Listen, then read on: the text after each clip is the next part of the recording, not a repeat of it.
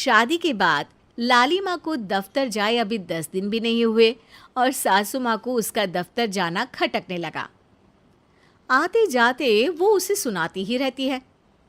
आ गई महारानी, आपकी सेवा में क्या लेकर आए? प्रणाम सासू माँ, बस अभी खाना तैयार करती हूँ, सब साथ में खाना खाएंगे।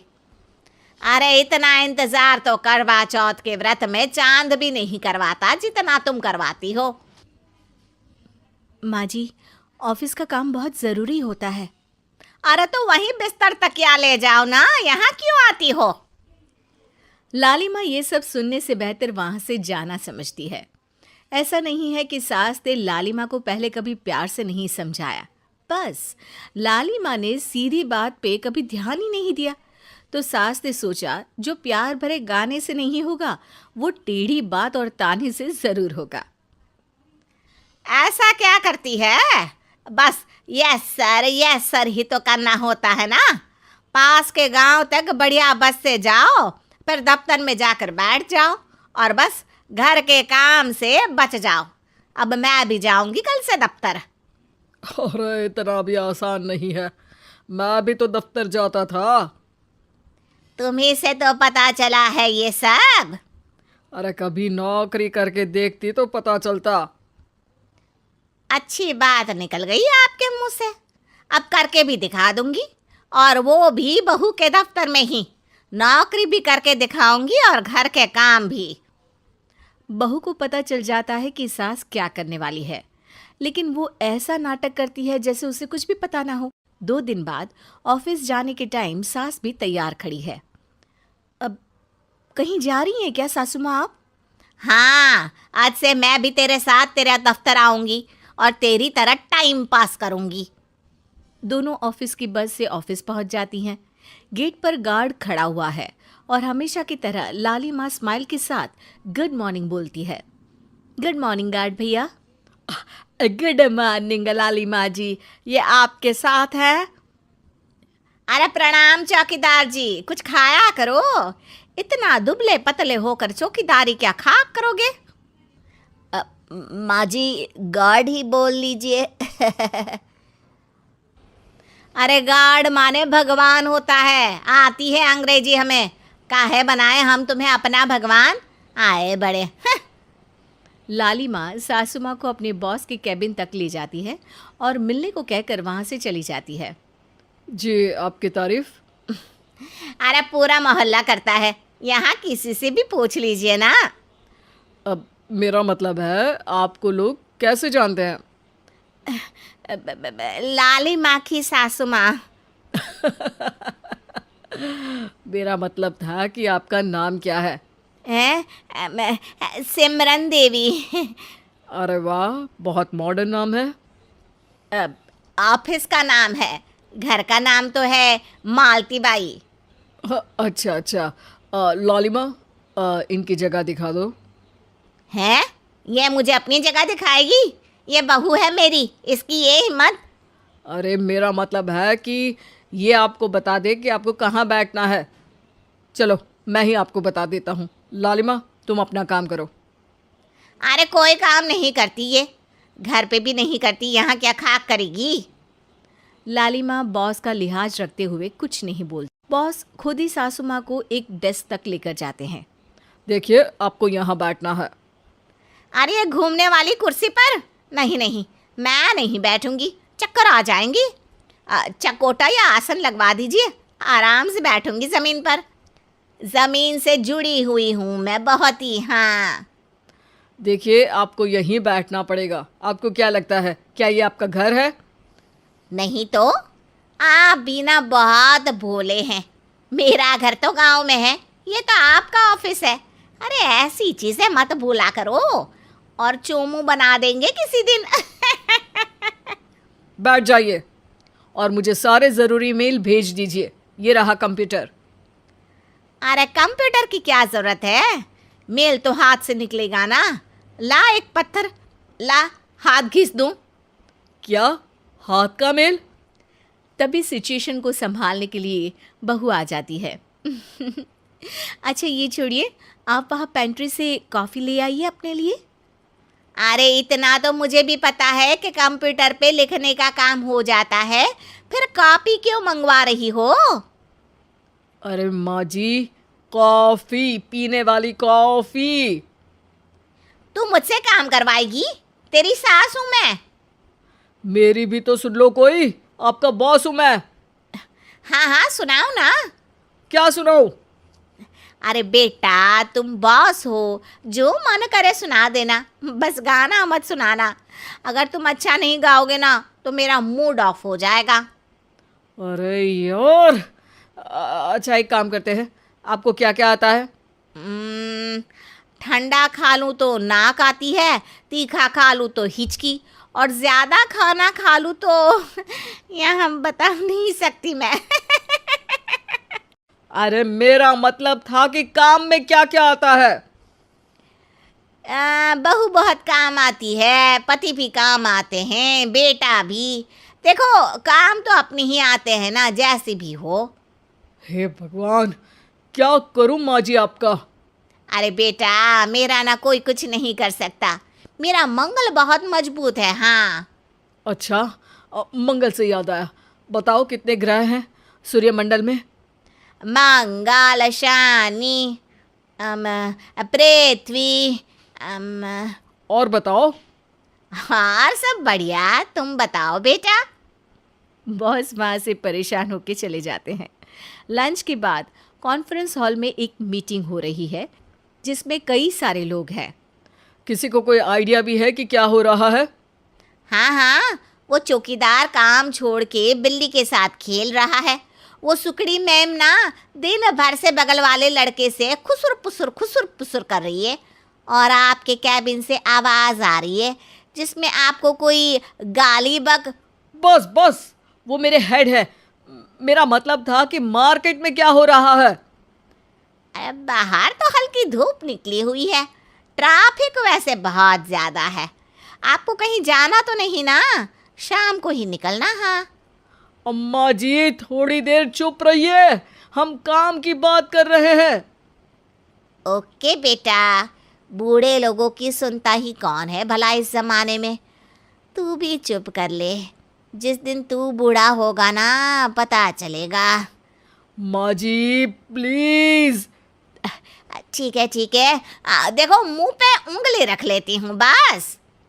गाइस, कोई नया आइडिया लाना होगा। लास्ट मंथ हमारे प्रोडक्ट ने अच्छा परफॉर्म नहीं किया है मार्केट में। अब सॉरी सर। लालिमा, तुम कुछ प्रेजेंट करने वाली थी ना? लालिमा खड़ी होके अंग्रेजी में प्रेजेंटेशन देने लगती है। प्रेजेंटेशन के बाद तालियां बजती है। बहू सास के बगल में आकर बैठ जाती है। ये इतना सब तूने कब किया बहू? और अंग्रेजी तो पटर पटर पटर बोल रही थी तू। रात को बर्तन साफ करके इसी में ही लगी रहती हूँ। रात को जाग के व्हाट्सएप नहीं चलाती रहती हूँ माँ जी। ऑफिस खत्म होते होते बॉस लालिमा और सासू माँ को कैबिन में बुलाते हैं। वेल डन लालिमा, गुड जॉब। नीलिमा की सासू माँ जी, आपकी बहू बहुत टैलेंटेड है, पूरी मेहनत से काम करती हैं। सो तो है। कैसा लगा हमारा ऑफिस आपको सासू माँ? ऑफिस तो अच्छा है, पर मुझे समझ नहीं आया। हम ऐसे बिना इंटरव्यू किसी को दफ्तर में काम नहीं करने देते, पर लालिमा के कहने पर हमने आपको इज्जत दी ताकि आप भी यहाँ आकर देख सके कि दफ्तर में टाइम पास नहीं बल्कि बाकी सब लोग काम करते हैं। आपको तो खुश होना चाहिए कि इतनी होनहार बहू मिली है आपको। घर और दफ्तर दोनों अच्छे से संभाल रही है। समझ गई। हाँ अब सॉरी यहीं बोल दूं कि मेल डालना पड़ेगा? लालिमा, बॉस और सासू माँ तीनों हंसने लगते हैं और सासू माँ को बहू रानी के काम की अहमियत पता चल जाती है। विमला जी बहुत पुराने विचारों की महिला थी। उन्होंने अपनी पूरी जिंदगी बहुत सीधे ढंग से जी थी। वो आजकल के जमाने के हिसाब से तो बिल्कुल नहीं थी। उनका पहनावा, रहन सहन, खाना पीना सब कुछ पुराने जमाने की औरतों की तरह था। लेकिन विमला जी के बेटे रोहित की शादी अंकिता से हो गई और अंकिता थी आजकल के जमाने की लड़की, पूरी तरह से मॉडर्न, पढ़ी लिखी और काफी एडवांस। रोहित, आज मेरा पास्ता खाने का बहुत मन कर रहा है, प्लीज बाहर से मंगवा दो ना। पास्ता? बहू शायद तुम कुछ गलत बोल रही हो। पास्ता नहीं, नाश्ता होता है, नाश्ता। अरे मम्मी जी, नाश्ता तो सुबह के वक्त खा लिया मैंने, मैं पास्ता खाने की बात कर रही हूँ। लेकिन मैंने तो खाने की किसी ऐसी चीज का नाम भी नहीं सुना। कोई बात नहीं मम्मी जी, मैं अभी ऑर्डर कर देती हूँ, थोड़ी देर बाद आप खा कर भी देख लेना। मम्मी एक्चुअली वो अंकिता को ना पास्ता बहुत पसंद है, इसलिए कह रही थी वो। अच्छा बेटा, तो जल्दी मंगवाना, मुझे भी तो देखना है आखिर ये पास्ता होता कैसा है। हमने तो सिर्फ नाश्ता सुना था, पता नहीं अभी ये पास्ता नाम की क्या मुसीबत आ गई। थोड़ी देर के बाद विमला जी के घर पर पास्ता पहुंच जाता है और अंकिता उसे कांटे से खाने लगती है। अरे मम्मी, आप इस तरह हाथ से क्यों खा रही हैं? इसको ना फोर्क से खाते हैं। लेकिन बेटा, मुझे कहाँ ये फाक बाक से खाना आता है। मैंने तो पूरी जिंदगी अपने हाथ से ही खाना खाया है। रोहित, अपनी मम्मी को सिखाइए ना। कहीं बाहर लेकर जाएंगे और अगर वहाँ पर भी इस तरह हाथ से पास्ता खाएंगे तो कितना अजीब लगेगा। अरे सिखाने की क्या बात है। अच्छा लाओ, हमको भी एक फार्क दे दो, हम भी तुम्हारी तरह खाएंगे। ये तो बहुत अच्छी बात है मम्मी, आप कोशिश करेंगी ना तो सब कुछ सीख जाएंगी।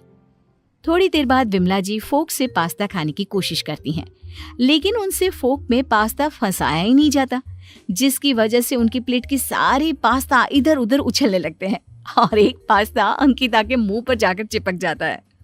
ओह गॉड, मम्मी ये क्या किया? इतना गर्म पास्ता था, आपने मेरे मुंह के ऊपर फेंक दिया। नहीं नहीं अंकिता, मम्मी ने जानबूझकर नहीं किया।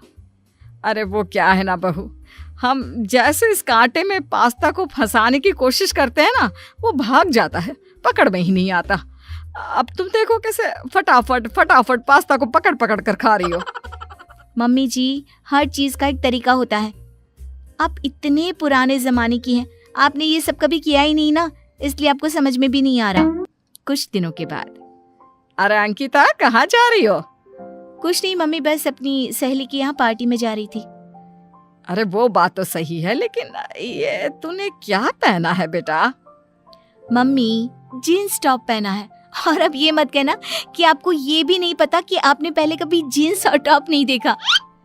अरे नहीं बेटा, जीन्स और टॉप तो देखा है, लेकिन ये जो तुम्हारे टॉप में हाथों पर छेद बने हुए हैं ना, ये हमको समझ में नहीं आया। मतलब उफ, मम्मी इसको छेद नहीं, कोल्ड शोल्डर टॉप बोलते हैं। आप भी ना। कौन सा शोल्डर? कोल्ड शोल्डर मम्मी जी। अच्छा अच्छा, समझ में आ गया। कोल्ड शोल्डर का मतलब हुआ कि कंधे ठंडे ठंडे रहे ताकि तुमको गर्मी ना लगे, है ना? यहाँ से हवा जाती रहती होगी ना। बहुत अच्छा तरीका है बेटा, बहुत अच्छा, मुझे बहुत अच्छा लगा। ओफो मम्मी जी, आपकी बातें ना। अच्छा ठीक है, मैं चलती हूँ, मुझे पार्टी के लिए देर हो रही है। अगले दिन सुबह के वक्त अंकिता ने देखा कि विमला जी ने अपने ब्लाउज की बाजू को काट कर कोल्ड शोल्डर जैसा डिजाइन बना लिया था। मम्मी जी, ये आपने क्या किया है?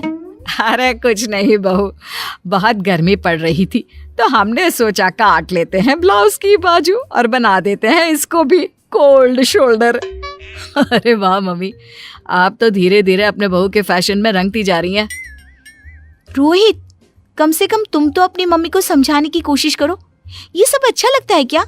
देखो, उनकी और मेरी उम्र में बहुत फर्क है। और फिर ये क्या बात हुई, ब्लाउज की बाजू काट के कोल्ड शोल्डर बना लिया? अरे इसमें गुस्सा करने वाली क्या बात है? अरे अब तुमसे तो मैं सीखूंगी ना, इतनी मॉडर्न बहू लेकर आई हूँ। अरे थोड़ा बहुत मुझे भी सिखा दे बेटा। मम्मी जी, आप भी ना बहुत अजीब अजीब बातें करती हैं। अरे इस तरह बाहर जाएंगी ना तो लोग मजाक बनाएंगे आपका। अरे बनाने दे, मुझसे किसी ने कुछ कहा ना तो मैं कह दूंगी मैंने अपनी बहू से सीखा है। नहीं नहीं मम्मी जी, आपको ऐसा कुछ करने की जरूरत नहीं है, आपके चक्कर में मेरा और मजाक बन जाएगा। कुछ दिनों के बाद। मम्मी जी, मेरी 2 सहेलियां मिलने के लिए आ रही हैं। देखिए, वो ना बहुत मॉडर्न टाइप की हैं, इसलिए प्लीज आप उनके सामने ऐसा कुछ मत करना जिससे कुछ भी फनी लगे। अरे नहीं नहीं बेटा, मैं ऐसा कुछ नहीं करूंगी, लेकिन मैं तुम्हारी सहेलियों को देख तो सकती हूँ ना, उनसे बात तो कर सकती हूँ ना। हाँ मम्मी जी, आप बात कर लेना, लेकिन एकदम नॉर्मली, कुछ भी ऐसा वैसा करने की बिल्कुल जरूरत नहीं है। अच्छा ठीक है बेटा, मैं ध्यान रखूंगी। थोड़ी देर के बाद अंकिता की सहेलियां उसके घर आती है। हाय अंकिता, कैसी हो यार? कितने दिनों के बाद मिल रहे हैं हम लोग। आई एम गुड, तू बता। चल आजा, बैठ जा, थोड़ी देर बातचीत करते हैं। हाँ बेटा, तुम सब एक काम करो, थोड़ा चिल कर लो, और अगर घर पर नहीं चिल करना तो बाहर से ऑर्डर कर देते हैं। जैसे उस दिन अंकिता ने नाश्ता मेरा मतलब पास्ता ऑर्डर किया था, ऐसे ही चिल भी ऑर्डर कर लो। मम्मी जी, ये अब क्या बोले जा रही हैं? अरे सही तो कह रही हूँ बेटा, तुम्हारी सहेलियों को चिल पसंद है ना, तो चिल मंगा लो बाहर से। अपनी मर्जी का खाएंगी तो खुश रहेंगी ना। अंकिता, तेरी सास तो बहुत फनी है। आंटी जी, चिल कोई खाने की चीज थोड़ी ना होती है। चिल करने का मतलब होता है मजे करना, मस्ती करना। अच्छा अच्छा अच्छा, माफ करना बेटा, मुझे लगा चिल करने का मतलब कोई खाने की चीज होती होगी।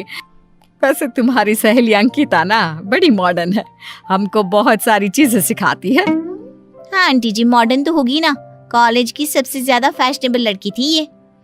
हमको तो अपनी मॉडर्न बहू बहुत अच्छी लगती है बेटा, और तुमको देखकर भी ना बहुत अच्छा लग रहा है। तुम सब लड़कियां कैसे रंग बिरंगी तितलियों की तरह कपड़े पहन कर रखती हो बहुत अच्छा लगता है। 2 दिन के बाद विमला जी काफी कलरफुल कपड़े पहनकर और अपने बालों को हाईलाइट करवाकर अंकिता के सामने आती है। मम्मी जी, आपने तो मुझे डरा ही दिया। ये क्या हाल बना रखा है आपने? क्या हुआ है आपको इस उम्र में? अरे अभी 2 दिन पहले तुम्हारी सहेली आई थी, हमने उनके कपड़े देखे थे, किसी लाल पीले गुलाबी, इधर से फटे उधर से सिले तो हमने सोचा हम भी अपने लिए ऐसे ही कपड़े ले आते हैं। लेकिन मम्मी जी, ये सब आपके ऊपर अच्छा नहीं लगता। और आपके बालों को क्या हुआ है? अरे कुछ नहीं बेटा, तुम्हारी सहेली के बाल देखे थे हमने, नीले रंग के थे ना। तो क्या पार्लर में जाकर अपने बालों को नीले रंग में, मेरा मतलब ब्लू कलर करवा दिया? अरे नहीं नहीं बेटा, हम इतना खर्चा नहीं कर सकते। हमने सुना है पार्लर वाली बहुत पैसे लेती है। जो कपड़ों में लगाने का नील होता है ना, बस हमने तो उसी से अपने बालों को रंग लिया। लेकिन मम्मी जी, ऐसा कैसे हो सकता है? अरे सफेद बाल तो पहले से हो चुके थे, सफेदी पर तो कोई भी रंग चढ़ा लो फटाफट चढ़ जाता है। अच्छा ये बताओ, मैं कैसी लग रही हूँ? बिल्कुल अच्छी नहीं लग रही हैं आप। ये सब अच्छा नहीं लगता, बहुत फनी लग रही हैं। और प्लीज इस तरह से आप बाहर तो बिल्कुल मत जाना। मैं तो अपनी बहू के जैसा बनने की कोशिश करती हूँ, और इसको देखो, बात बात पर चिढ़ जाती है। अब ऐसा भी क्या कर दिया मैंने, खुद कुछ भी करे सब ठीक, मैं जरा सा मॉडर्न बनूं तो बस। कुछ दिनों के बाद, मम्मी, पड़ोस वाले गुप्ता अंकल के यहाँ पर उनकी बेटी की शादी है ना, इनविटेशन कार्ड आया था। हाँ हाँ बेटा, मैंने देख लिया। और देखो, शादी में तुम्हें और बहू को तो जरूर चलना है, गुप्ता भाई साहब बहुत बार कह कर गए हैं। हाँ मम्मी, वैसे भी जब से मेरी और अंकिता की शादी हुई है, हम किसी और की शादी को तो अटेंड करने ही नहीं गए। अंकिता को भी बहुत मजा आएगा। हाँ बिल्कुल, मुझे तो वैसे भी पार्टीज में जाना बहुत अच्छा लगता है। हाँ बेटा, और तुम दोनों के साथ मैं भी जाऊंगी, मुझे भी बहुत मजा आएगा। वैसे अंकिता बेटा, क्या पहनोगी तुम? गाउन पहनूंगी मम्मी जी। अरे इतनी अच्छी अच्छी साड़ियां हैं बेटा, रात को सोने वाला गाउन पहनकर जाने की क्या जरूरत है, लोग क्या कहेंगे? वो मम्मी जी, रात को सोने वाला गाउन नहीं, पार्टी गाउन। हाँ भी ना, आपको कभी कुछ समझ में नहीं आएगा। ऐसा क्यों बोलती हो अंकिता? मम्मी तुम्हें देख देख कर सीखने की कोशिश करती है ना। कुछ भी, तुम्हारी मम्मी कुछ भी करती रहती है यार। ऐसा ना हो कि कहीं वो सबके सामने हमारा मजाक बना दे। तुम परेशान मत हो बेटा, हम तो अपनी साड़ी पहन कर ही चले जाएंगे, कोई बात नहीं। 2 दिन के बाद सब लोग शादी में जाते हैं। अंकिता और रोहित अपने आप में बिजी थे, और वहीं दूसरी तरफ विमला जी अपनी सहेलियों के साथ बात करने में। तभी अंकिता चुपके से विमला जी को उनकी सहेलियों के साथ बातचीत करते सुन लेती है। अरे विमला जी, आपकी बहू तो बहुत मॉडर्न है। देखा आपने कैसे कपड़े पहनकर घूमती है। अरे थोड़ा तो लगाम लगा कर रखो। आपके घर में कभी विदेशी खाना बाहर से आता है तो कभी आपकी बहू फटे हुए कंधे वाला टॉप पहनकर घूमती है। क्या बात है, कुछ ज्यादा छूट नहीं दे रखी आपने उसको? अरे इसमें छूट देने वाली क्या बात है, हमने तो खुद ऐसे 2-4 ब्लाउज सिलवाए हैं। क्या कहते हैं उसे, फटा हुआ कंधा नहीं कहते हैं, कोल्ड शोल्डर। हाँ, हमारी बहू ने सिखाया था। अरे बहुत इंटेलिजेंट है। अरे विमला जी, अगर इसी तरह अपनी बहू का साथ देती रही ना तो आप पछताएंगी एक दिन। अरे पछताए हमारे दुश्मन, और आप बाहर से खाना मंगाने की बात कर रहे हैं ना? ऐसा बढ़िया बढ़िया विदेशी खाना हमारी बहू बाहर से मंगाती है। जानते हैं क्यों मंगाती है? इसमें पूछने वाली क्या बात है, खाने के लिए मंगाती होगी, आता जाता कुछ नहीं होगा। हम जानते हैं ऐसी मॉडर्न लड़कियों को ना खाना बनाना आता ही नहीं। अरे गलत समझ रही हैं आप, बाहर से खाना मंगाती है और ऐसे खाने को देखकर सूंघकर समझ जाती है कि उसकी रेसिपी क्या होगी, और फिर अगले ही दिन वैसा का वैसा इतना बढ़िया खाना बनाकर खिलाती है। क्या बताएं अब। क्या बात कर रही हैं, सच्ची? आप झूठ तो नहीं बोल रही ना? अरे झूठ क्यों बोलेंगे, अब हम अपनी बहू की तारीफ कर रहे हैं, कोई करता है क्या? वो बनाती भी होगी तो आप थोड़ी ना खाती होंगी, वो तो अपने लिए बनाती होगी ना। अरे ना जी ना, हमको सिखाया उसने कैसे वो कांटे से ना फार्क से खाते हैं। अरे बहुत अच्छी है मेरी बहू, मुझे सब सिखाती है, सारे विदेशी रंग दिखा दिए, और ये देखो हमने तो अपने थोड़े से बाल भी ना नीले रंग में रंग लिए। लेकिन ये क्यों? अरे ये इसलिए कि जैसी हमारी बहू वैसे हम। घर आने के बाद, मम्मी जी मुझे माफ कर दीजिए। क्या हुआ अंकिता, तुम अचानक मम्मी से माफी क्यों मांग रही हो? वो आज मैंने मम्मी जी की बातें सुनी, वो मेरी तरह मॉडर्न बनने की कोशिश सिर्फ मेरा साथ देने के लिए करती थी, और मैं उन्हें कितना गलत समझती थी। अरे कोई बात नहीं बेटा, वो क्या है ना, अगर हम तुम्हारा साथ नहीं देते ना तो ये मोहल्ले वाले, सोसाइटी वाले सब तुम्हारे पीछे पड़ जाते, जगह जगह जाकर तुम्हारी बुराई करते, और ये बात हमको बिल्कुल पसंद नहीं कि कोई हमारी बहू की बुराई करे। मम्मी आप कितनी अच्छी हैं, आपने हमेशा इनडायरेक्टली मेरा साथ दिया और मैंने आपको भला बुरा सुनाया। मैं आपसे वादा करती हूँ कि पुरानी सास और नई बहू के इस रिश्ते को नई सास और नई बहू के रिश्ते में बदल कर रख दूंगी।